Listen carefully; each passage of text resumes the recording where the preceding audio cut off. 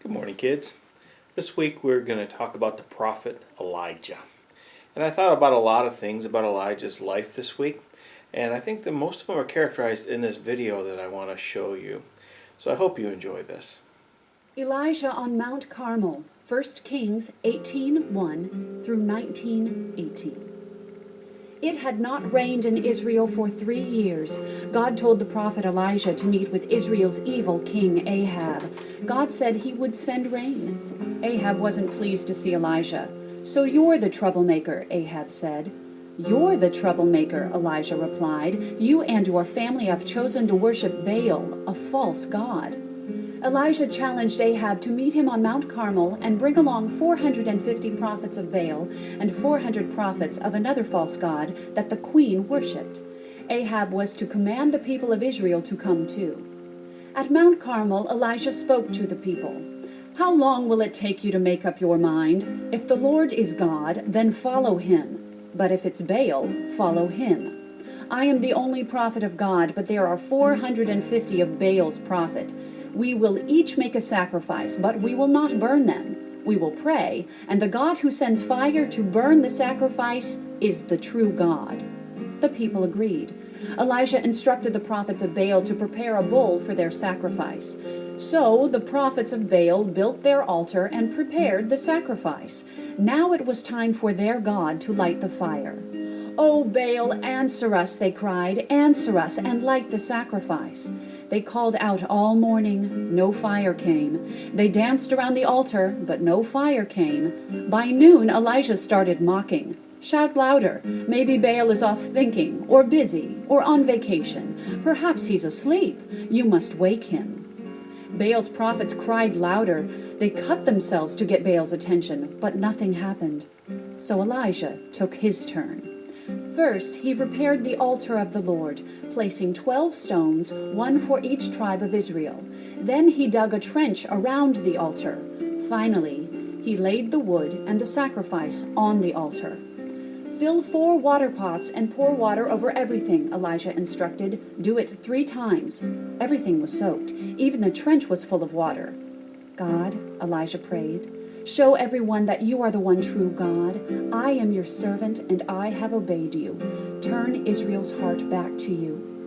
Then with a great whoosh, fire from God came down and burned up everything: the sacrifice, the wood, the stones, the dirt, and even the water in the trench.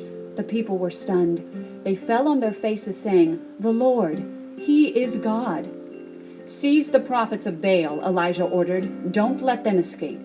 The people took the false prophets to the brook, and Elijah killed them. Elijah told King Ahab, "Go home, it is going to rain."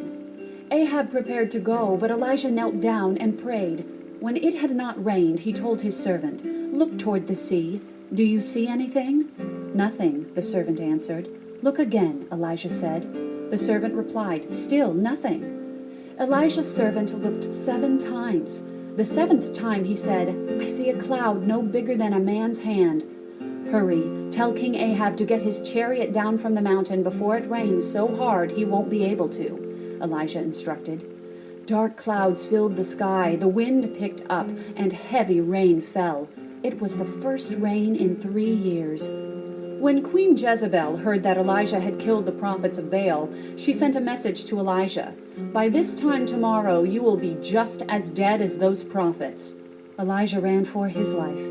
As he sat under a bush in the wilderness, Elijah prayed that God would kill him. "I've had enough, Lord," Elijah prayed. "Take my life." Exhausted, he fell asleep. God's angel woke Elijah and gave him food and water. Elijah slept again. The angel returned with another meal. Now Elijah had strength to journey 40 days to Mount Horeb, where he hid in a cave. "What are you doing here, Elijah?" God asked. "I've worked hard for you," Elijah responded, "but your people haven't honored their covenant to you. They've torn down your altars and killed your prophets. I'm the only prophet left, and they want to kill me too." "Stand outside the cave," God instructed, "and I, the Lord God, will pass by." A powerful wind tore at the mountainside and shattered rocks, but God was not in the wind. Then an earthquake shook the mountain, but God was not in the earthquake. After that came terrible fire, but God was not in the fire. Soon Elijah heard a whisper. He pulled his cloak over his face and stood at the front of the cave. "Now tell me, Elijah," the quiet voice said, "what are you doing here?" "I faithfully served you," Elijah answered again, "but the people of Israel don't want to worship you. I'm the only prophet left, and they want to kill me." "Go back through the wilderness," God instructed. "Anoint Elisha as my prophet after you, and know that you're not alone. 7,000 people have refused to worship Baal." Elijah learned to rely on God. We can rely on God too. He is as faithful today as he was in Elijah's day. We can be sure that God will never leave us.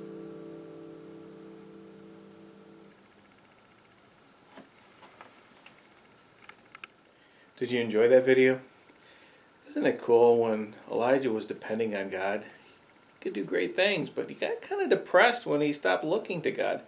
Kind of reminds me of what we were talking about last week a little bit with worry and anxiety. A lot of good lessons that we can learn from the prophet Elijah. I hope you come to church today and we can learn even a few more that was not in the video.